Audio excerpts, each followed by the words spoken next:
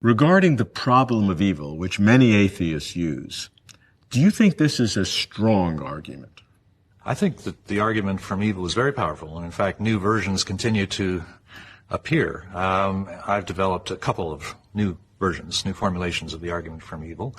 One says, how could there be evil at all if there's a God? A new way of trying to push that point, that there couldn't be any evil at all if there were a God of the traditional sort, the personal God of traditional theism. The other says, how could there be this particular kind of evil, namely horrors, horrific suffering? How could there be that if there were a personal God?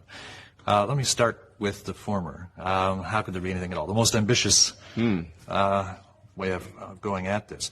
And what it really does, this argument, is it points to a problem in getting over the threshold, as it were, between God and the world. Okay, God is supposed to be the creator on this traditional theistic conception of God, the creator of the world. So God exists independently of the world. God is ontologically independent of the world, and God creates the world. Right? Traditional, right. And this is one of the most important points in this argument. God doesn't contain anything evil. There's no evil in God, according to traditional theism. I call this claim prior purity. Okay? So prior to creation, there's no evil at all. Okay, so that's how things are to begin with. Now add one further claim, that God is unsurpassably great. Okay, this is part of what's required to make traditional theism a religious idea. So here you've got the idea of God is unsurpassably great. No evil in God at all, and yet you're also supposed to accept that somehow when God creates the world, there's evil in it. And my question is, how can you get evil across the threshold when it doesn't exist in the first place in God, and God is unsurpassably great? Two ways of developing that argument very quickly. One I call a modeling approach. It says that if there are going to be goods, and there are going to be goods in a world created by God, they will model the goods that are in God. But the goods that are in God are goods without evil. And so we would expect goods in a world to be goods without evil.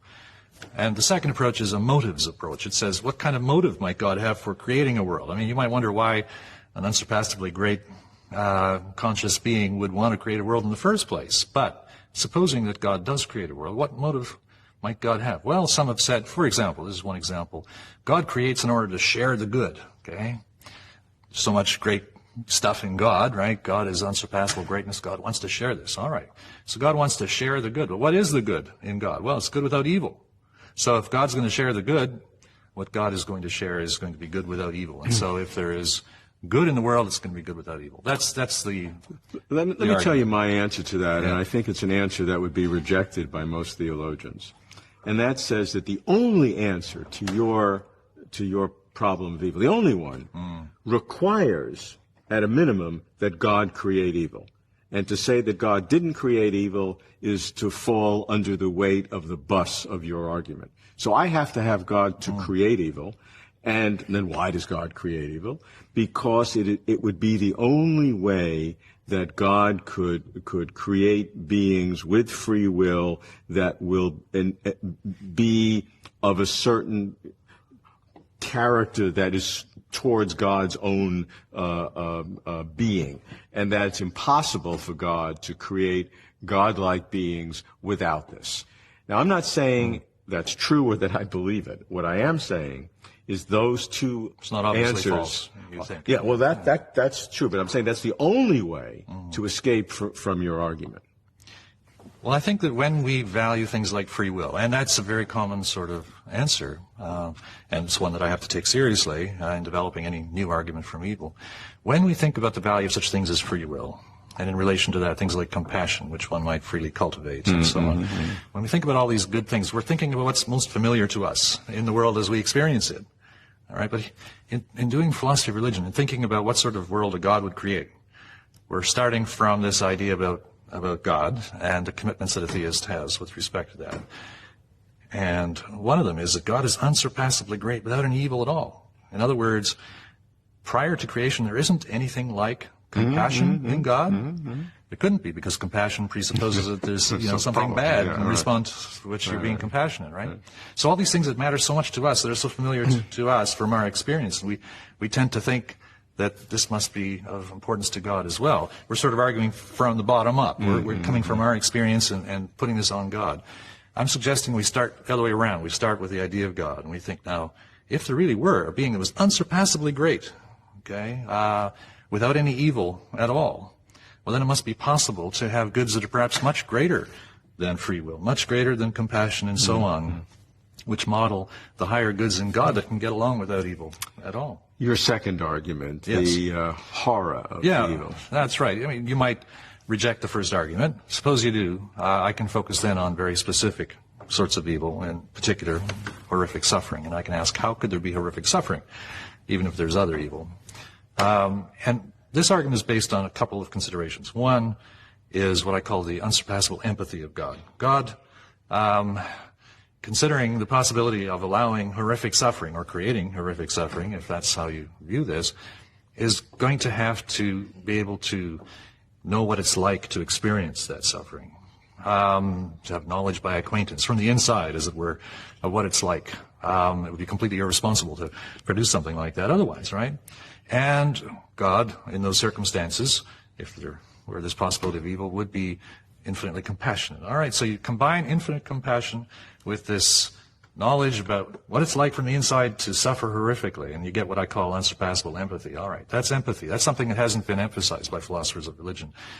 Secondly, you think about how there's a distinction between what philosophers call outweighing goods, goods that might outweigh evil. You were thinking about free will before as an outweighing good. Distinction between outweighing goods and our deepest good. The deepest good for human beings. If there were a God who was unsurpassably great, then the deepest good for human beings would be an ever-developing relationship with this God, all right? Now, the argument proceeds in this way, that if there is an unsurpassably empathetic God, then there won't be any horrors unless permitting horrors is necessary for our deepest good. Not just any old outweighing good. Right. Okay? If you really have a sense from the inside of what it's like to suffer horrifically, what could allow you to permit it unless it were really necessary for our deepest good? And then the second main premise is that it's not necessary for our deepest good that horrors be permitted, in which case this unsurpassably empathetic God would never permit horrors. That's the basic outline. How strong do you think these arguments are for the refutation of the traditional theistic? Well, I'm inclined to put them forward. All that I do in philosophy of religion is make proposals, and I want them to be discussed. And, we have to think as a community of philosophers about the weight of these arguments. But I propose that these are both new versions of what has been called the logical problem of evil, which says that if God exists, there is just not going to be any evil at all. It's just impossible. Either any evil at all or the specific evil of horrors. Alvin, you've defined difference between a so-called theodicy and a defense. How do you differentiate? Well, when we're thinking about an argument against God's existence from evil, the question might be, why does God permit evil? A theodicy would be an attempt to answer that question and say, well, here's why God permits it for the following reasons. Whereas a defense could be offered by somebody who says, I don't know what God's reasons are. Maybe his reasons are totally beyond us. But at least I can show you that there isn't any contradiction between the existence of evil on the one hand and God's being wholly good and omniscient and omnipotent on the other hand. So how do you approach it? I've always thought it was really hard for us to say what God's reasons would actually be. And if you look at lots of the things that happens, a lot of the things, the Holocaust, for example, what could his reason be? One just doesn't know what the reason is there. So I've instead offered a defense, the free will defense with respect to the problem of evil. And the basic idea is to show, contrary to what some people say, that there's no contradiction in asserting both that God exists and is omnipotent, omniscient, and wholly good, and that there is such a thing as evil. How do you do that? Well, the free will defense roughly goes like this. God is omnipotent, but that doesn't mean that he can bring about just every possible state of affairs. So, for example, he can't cause it to be the case that I freely do something or other, freely give, say, $100 to my church. He can't cause me to do that freely. If he causes me to do it, I don't do it freely. So the free will defense says that first of all, there are possible worlds in which there are free creatures who only do what is right. But maybe those worlds are ones that God can't create. But it could be that for any free creature you pick out, if God were to create that creature and put him in this in any particular circumstance you mentioned, any possible world you mentioned, that creature would do at least one wrong thing. Any creature like that would suffer from what I called trans-world depravity. Trans-world depravity says only that for any world in which God could have actualized you, you would perform at least one wrong action. And that, therefore, God could not create a possible world in which there was no evil. Therefore, he could not create a possible world in free which will. there were free creatures but no evil. Any world he created that had free creatures in it would contain some evil. And maybe that was a good exchange. Maybe the price was right, you might say, from God's point of view.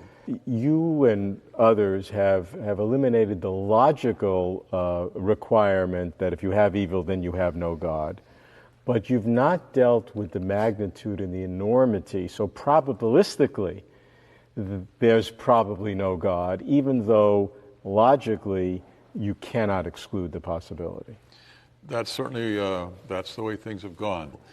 But now the suggestion is right, that the existence of all this evil just makes it vastly unlikely, extremely unlikely that there is such a person as God. Well, I think believers in God have to admit we don't know why God permits those in any detail at least. But the question is whether that makes it unlikely that God does have a reason. I mean, suppose God does have a reason. Is it likely that I would know? Would you and I be the first person he'd tell? Maybe his reasons are totally beyond our ken. Maybe we just don't know enough about what his circumstances are like to have any grasp of what his reasons might be. Mahmoud, in Islam, how do you deal with the problem of evil? Among the monotheistic religions, Islam can be said to be the least dualistic. That is to say, in the end, God is responsible for both the good and the evil in the world. However, evil has to be differentiated. Natural disasters, however evil they may be, are seen as a part of a human trial. That is, God tests people with good and with evil. And there is a Quranic verse on this which gives not so much an answer, a philosophical answer to the problem of evil, but makes evil a divine trial that people should endure with patience and steadfastness, and those who do so will eventually be rewarded by God. Other traditions, of course, would have great difficulty in God having created and caused evil. Certainly, traditional Christian philosophers are very much desirous of explaining how God did not create evil. But then who? This is the question. In Christianity, the problem of theodicy becomes in the end a problem without really a final solution, and it sort of is explained somewhat by the idea of original sin and the fallen humanity. This is not in Islam, no. The Quran insists on the human responsibility to enjoin that which is good and to dissuade from that which is indecent or evil. And so, in a way, one could argue that in the Quran there are verses which make God completely responsible for every good and every evil in creation. But there are verses also which make God the author of good, but human beings are the authors of evil. In the final analysis, I think one would have to say that the Quran being a book not of theology but of guidance,